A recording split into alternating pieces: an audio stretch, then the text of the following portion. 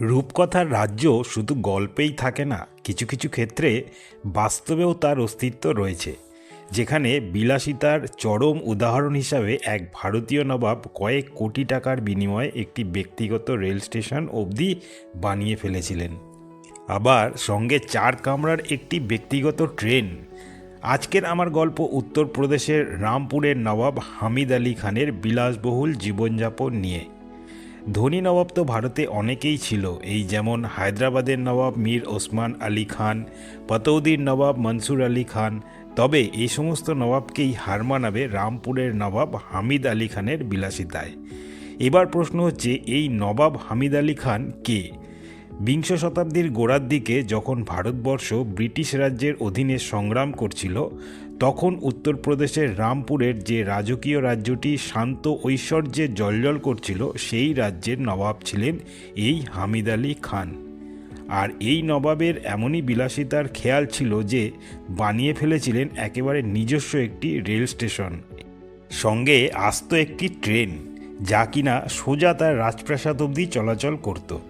আর এই নবাবের বিলাসবহুল জীবনযাপনের কাহিনী আজও মানুষকে অবাক করে। 1925 সালে তিনি নিজের প্রাসাদের ভিতরেই প্রায় 113 কোটি টাকার বিনিময়ে তৈরি করান একটি ব্যক্তিগত রেল স্টেশন। রেল স্টেশনটি ছাড়াও 4 কামরার একটি রাজকীয় ট্রেন এবং 40 কিলোমিটার দীর্ঘ রেল পথও তৈরি করা হয়েছিল। ট্রেনের কামরাগুলির মেঝেতে পাতা থাকত পার্সি গালিচা, জানালায় ঝুলত সূক্ষ্ম কাজ করা পর্দা।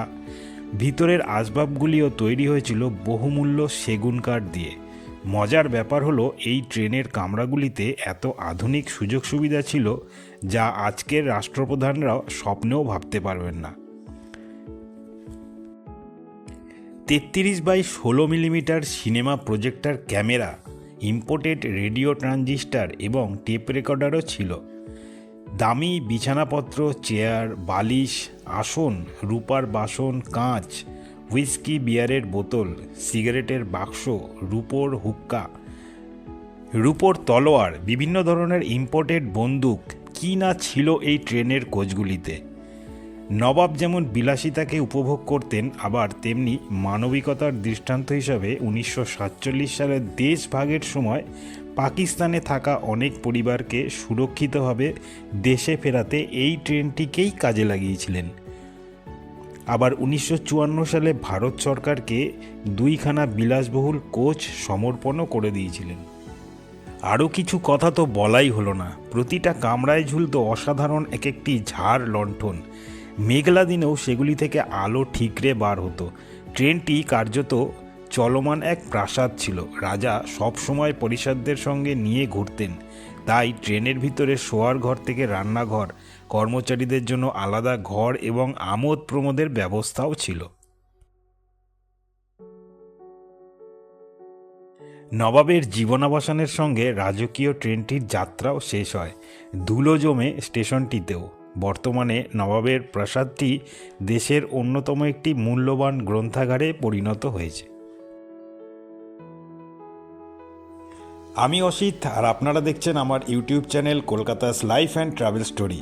আমি বিভিন্ন জায়গায় ঘুরতে যাই ও বিভিন্ন তথ্য নিয়ে ভিডিও আপনাদেরকে আমার চ্যানেলের মাধ্যমে শেয়ার করি, আর বিভিন্ন অজানা গল্প পেলেও আপনাদেরকে শোনাই। তাই আমার সাথে থাকতে ও আমার ভ্রমণ ভিডিওগুলো দেখতে এখনই সাবস্ক্রাইব করুন আমার চ্যানেল। আর ভালো লাগলে লাইক করবেন, কিছু বলতে চাইলে কমেন্ট করবেন, অতি অবশ্যই বন্ধুবান্ধবের মধ্যে শেয়ার করে দেবেন। তাহলে দেখা হবে আবার অন্য কোনো এপিসোডে অন্য কোনো কন্টেন্ট নিয়ে। সবাই খুব ভালো থাকবেন। ধন্যবাদ, টাটা, বাই বাই।